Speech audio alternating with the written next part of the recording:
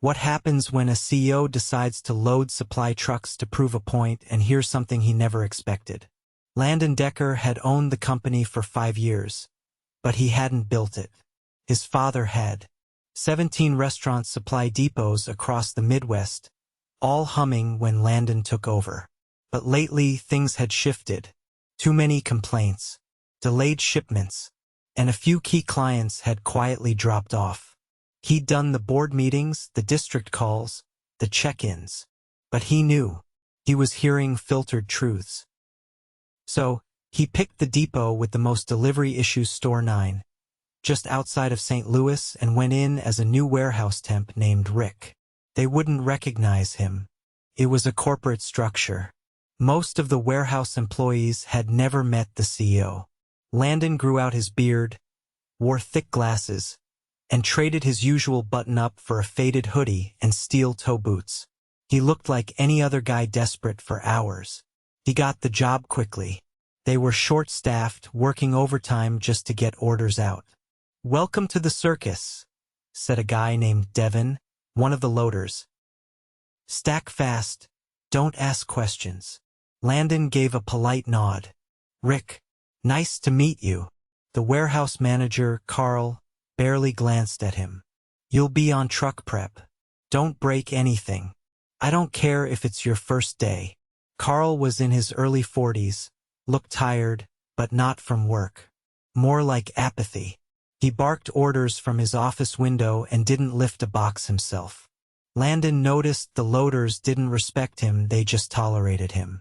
By noon, Landon's back ached. He hadn't done physical labor in years. His gloves were soaked with sweat, but he kept pushing. He needed to see it all. That's when he met the driver. The guy was in his late 50s, lean, sunburned, and quiet. Name was Hank. He drove one of the long-haul trucks out to the rural locations. "You Rick?" Hank asked, stepping down from the cab. "I need help loading the Springfield run." Landon nodded. "Yeah, let's do it." They worked in silence for a while. Hank moved like a man who'd done this too long. Efficient, no wasted motion. But he winced every time he lifted the heavier crates. "You all right?" Landon asked.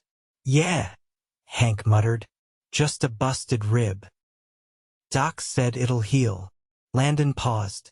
"You working hurt?" Hank shrugged. "Don't got much choice. Missed mortgage last month." Landon frowned. "They not paying you enough?" Hank stopped. His jaw clenched.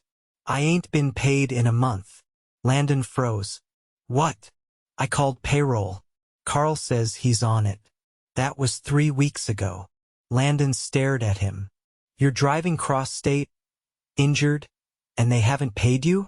Hank didn't answer, just kept stacking. "Why don't you walk out?"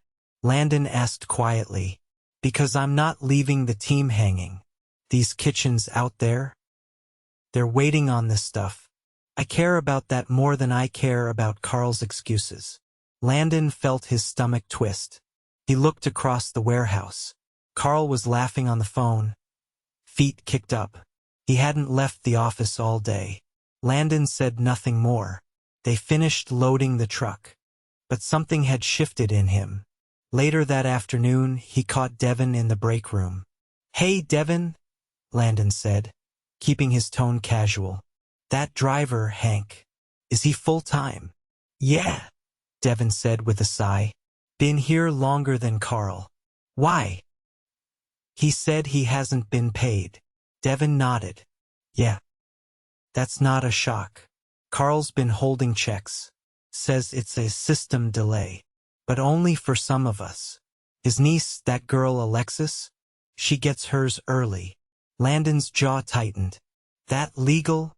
Devin looked at him, eyes tired. "Nothing's legal here, Rick. We work, we shut up, we go home." Landon went quiet. He stared at the dented vending machine for a moment, then asked, "You ever meet the owner?" Devin laughed. "Of this dump? Nah. Whoever it is, he's probably sipping wine in Chicago somewhere. Doesn't care about guys like Hank." Landon nodded slowly. "Maybe he does. Maybe he just doesn't know what's going on. Devon raised a brow. Well, if you ever meet him, tell him to show up in boots. Not a suit. Landon looked down at his scuffed-up boots. Yeah, he said quietly. Maybe he will. By the second week, Landon had settled into the rhythm of the depot, if chaos could be called rhythm. Each day started early, just past 5, in the cold echo of the warehouse floor.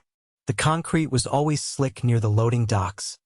The forklifts screeched too loud, and the break room smelled like burned coffee and resignation. He kept his head down, but his eyes were wide open. On Tuesday, he volunteered to help sort inventory near the return zone. That's when he crossed paths with Larissa. She was in her early 30s, tall, with a no-nonsense pace and a clipboard that never left her hand. Her voice was sharp, not cruel, just firm. She ran the returns section with precision, lining up mislabeled shipments, damaged goods, and customer rejections like a battlefield medic. "You're new," she said, barely glancing up as she scanned a barcode. "Rick, right?" "Yeah," Landon replied. "You always this organized?"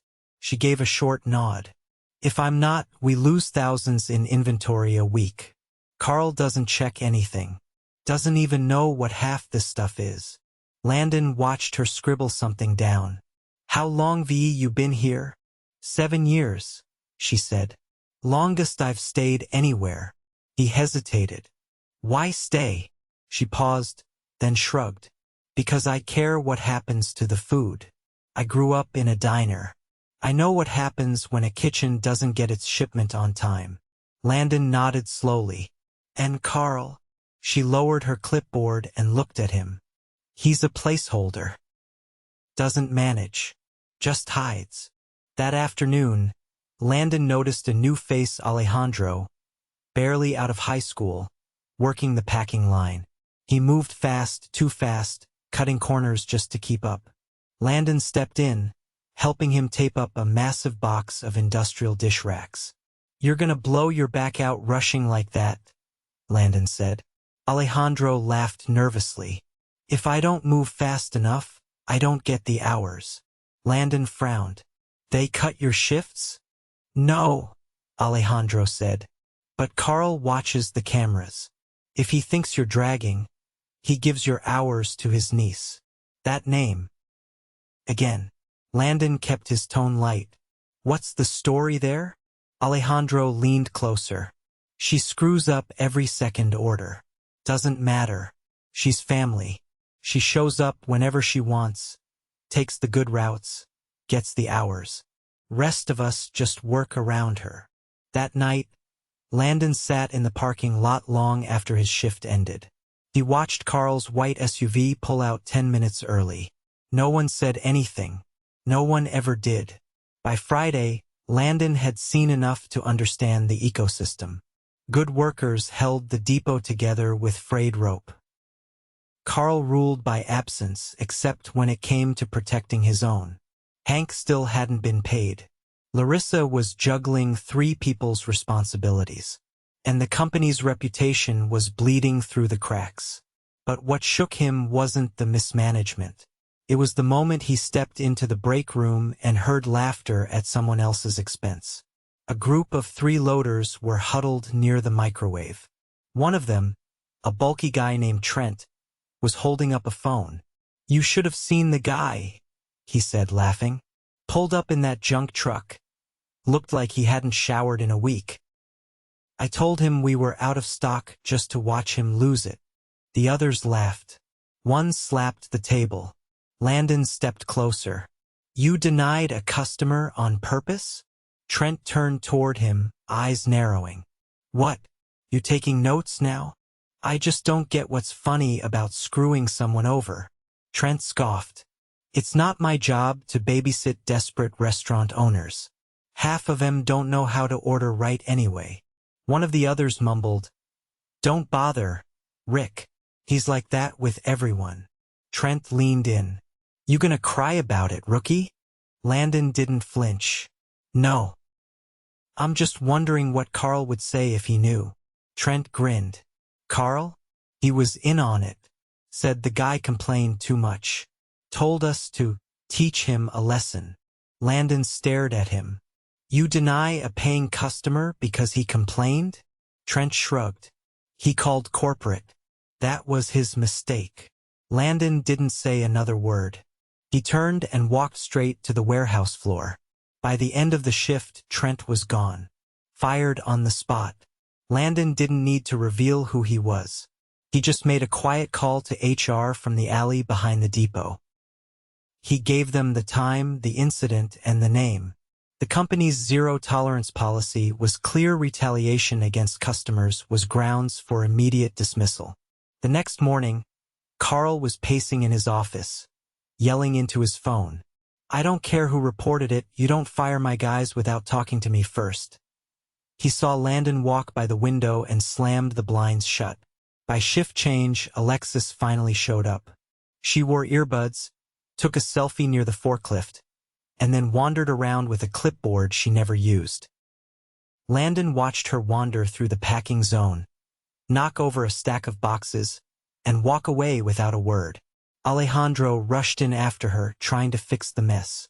You okay? Landon asked him. Alejandro nodded, out of breath.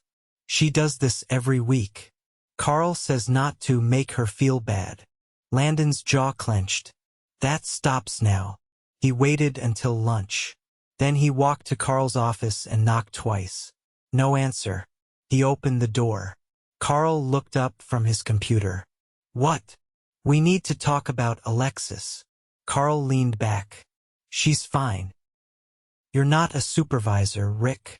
She's endangering people. Carl rolled his eyes. She's young. Let her learn. Landon stepped in. She knocked over a 300-pound stack of gear and walked away. Carl stood. Back off. You don't tell me how to run my warehouse. You're not running anything. You're hiding in here while people bleed out on the floor. Carl's face reddened. You better watch yourself. Landon's tone dropped. You're done. Carl's mouth opened, but Landon pulled out his phone and dialed a number. Yeah, he said into the receiver. Activate the termination clause in Carl Bennett's contract. Effective immediately. Get someone from HR here this afternoon. Carl froze. Landon hung up and looked him in the eye. I'm Landon Decker. I own this company, and I've been working this depot for 2 weeks. Carl went pale. You've created a culture of favoritism, neglect, and retaliation. You've endangered employees, ignored payroll issues, and let your niece treat this place like a playground. You're finished. Security will walk you out before the hour's up. Carl stammered. You can't just, I just did. As Landon stepped back onto the warehouse floor, the silence was deafening. Word spread fast. Alexis had already disappeared. She must have seen Carl's face through the window. Larissa met him near the return section. You're the owner?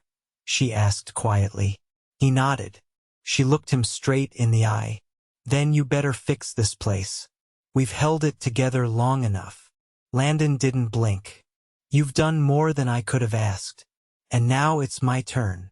He walked out to the loading dock, where Hank was securing straps on a fresh shipment. Truck ready? Landon asked. Hank nodded. Yeah, schedule's tight, but I'll make it. No, you won't, Landon said. You're taking the week off. Full pay. We'll cover your route. Hank turned. What? You've carried this place on your back. I owe you more than this, but it starts here. Hank stared at him, blinking hard. Then he nodded once and walked to his cab. Landon turned and looked at the warehouse. A dozen eyes were on him, every one of them waiting to see what would happen next. He took a breath. There was still a long road ahead. But for the first time in a long time, someone was steering. The following Monday, everything felt raw. The depot wasn't just short a manager, it had been gutted of its bad leadership, and the wound was fresh. No one knew who would be stepping in, and tension hung in the air like static. Landon arrived just before dawn. Same hoodie, same boots, but everyone now knew exactly who he was. He didn't go to the office. He started his day in the cold, unloading a shipment of ventilation hoods with Alejandro and Devin. No cameras watched. No clipboard followed. Just hands on steel, lifting, stacking, moving. It was the only way he knew how to prove he meant what he said. After the shipment was done, Devin wiped his hands on his pants and looked at him. "You really gonna keep showing up like this?" he asked. "I have to," Landon said. "This isn't fixed yet." Alejandro leaned against the loading ramp. "So who's replacing Carl?" Landon glanced at the warehouse door, then back at them. "No one yet.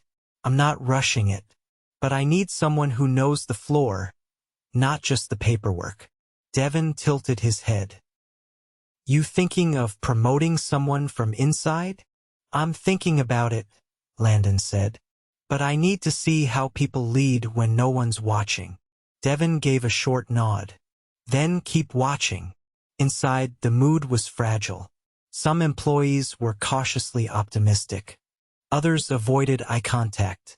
No one knew what the new normal would be. And Alexis hadn't come back, not that anyone asked.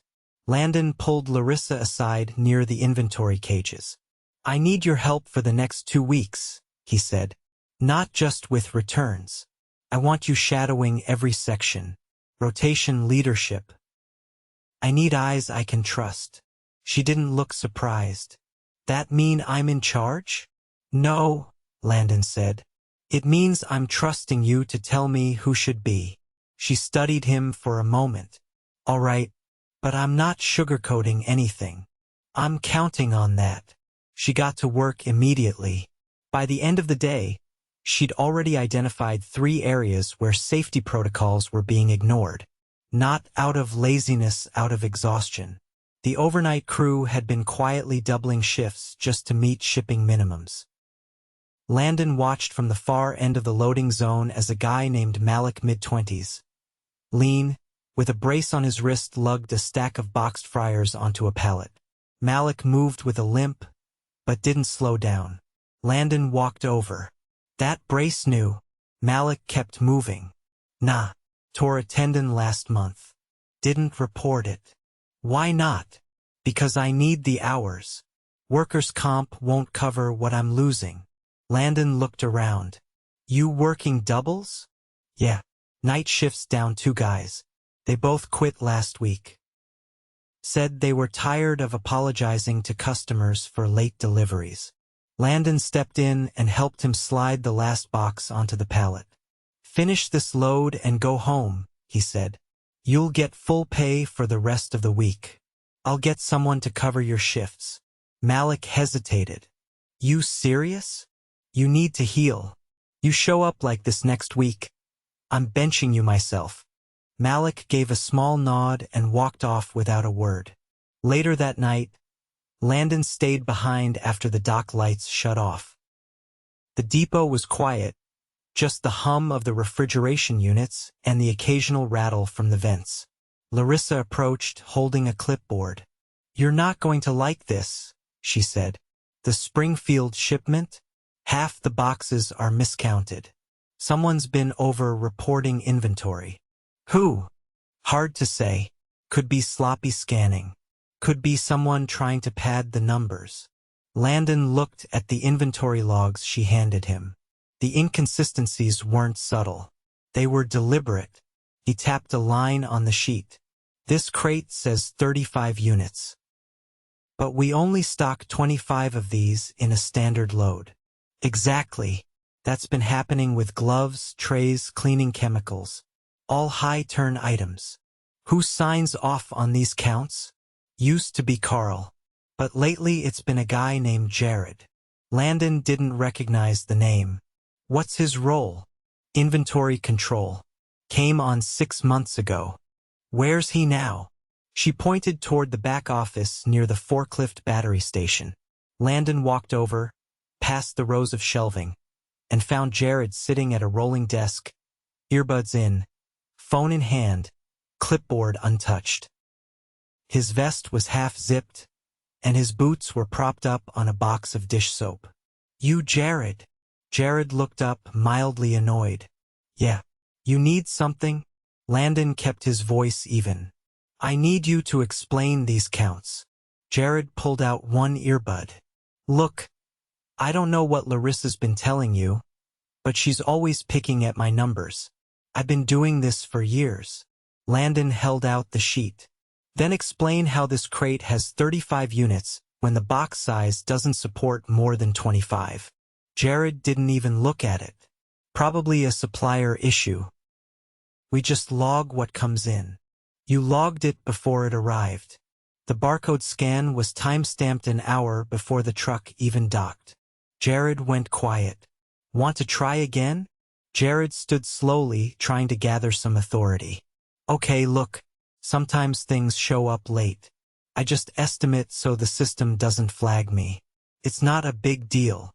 It is when it affects customer orders and inventory audits."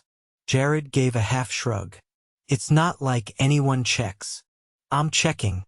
You're done here. Clear your locker and walk with me." Jared looked stunned. "Wait, what? You can't just fire me. I'm Landon Decker. I own this company. You manipulated counts, falsified inventory, and compromised deliveries. That's theft by policy. Get your things." Jared stared at him, then shoved the clipboard aside and stormed off. By the time Landon returned to the floor, Larissa was already coordinating with 2 night crew members to rescan the entire Springfield load. "That was fast," she said. "He folded the moment I showed him the timestamps." She nodded.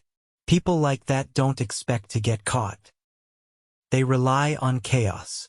"Not anymore." The next day, Landon met privately with the entire team. No suits, no podium. Just him, standing on a pallet crate in the center of the floor. "We're going to fix this," he said.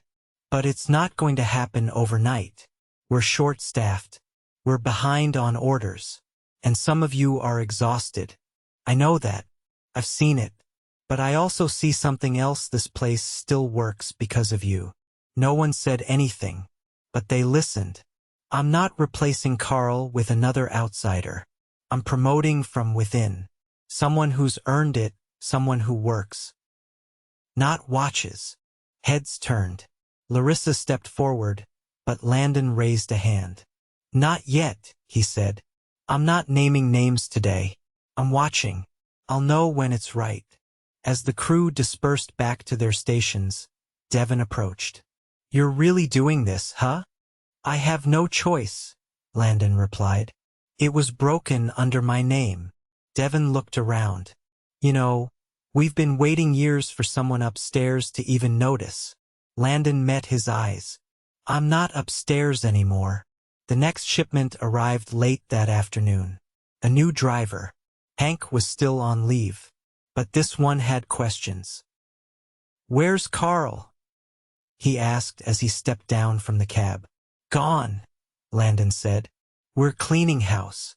The driver looked surprised. "About time." Landon helped him unload.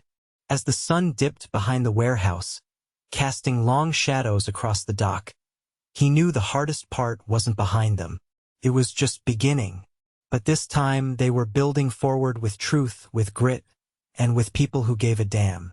Landon arrived before sunrise, walking straight through the loading dock entrance without hesitation. The air was sharp, the kind that made you exhale in clouds. Lights buzzed to life overhead, catching dust in their beams.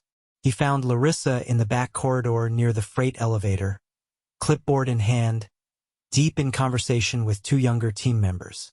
They were reviewing the revised staging layout she'd been testing over the past few days, an idea she'd pitched to reduce cross-traffic injuries during peak hours. Landon waited until the discussion wrapped, then walked with her toward the packing zone. "Inventory accuracy's up 28% since Jared left," she said, eyes on her notes. "But we're still losing time during the route handoffs." "I noticed," Landon said. "I want your input on how to fix that." "You could start by putting a real dispatcher in charge," she replied. Right now the drivers are juggling their own logistics between loads. He didn't argue. They both knew Hank had been doing that for months without complaint. That kind of self-management worked when you had veterans, but not with new hires trying to learn the ropes while avoiding mistakes. "I'll bring in someone from our Kansas City branch," Landon said. "They've got dispatch down to a science. I'll ask them to train the next team here." Larissa narrowed her eyes slightly. "And who picks that team?" "You do." He kept walking before she could respond. She didn't follow, but he knew she would later. At mid-morning, he pulled Alejandro aside near the strapping station. The kid had made it through his first week without a single mis-loaded pallet.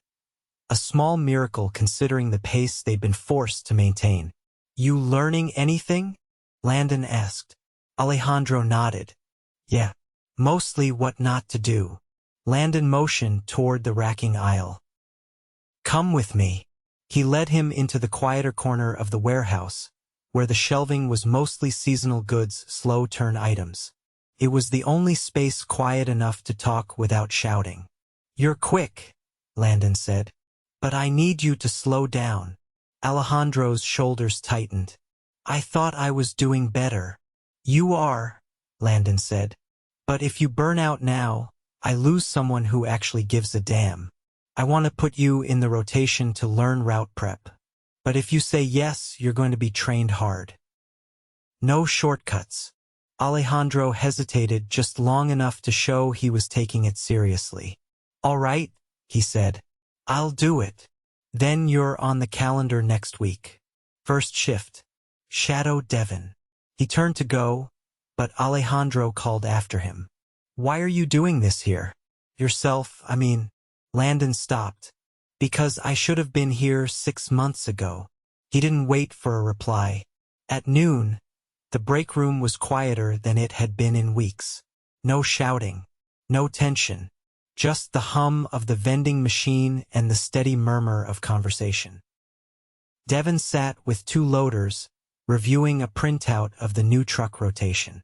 Landon waited until they finished, then sat across from him. "You've been steady," Landon said. "Reliable. You don't overstep, but you speak up when it matters."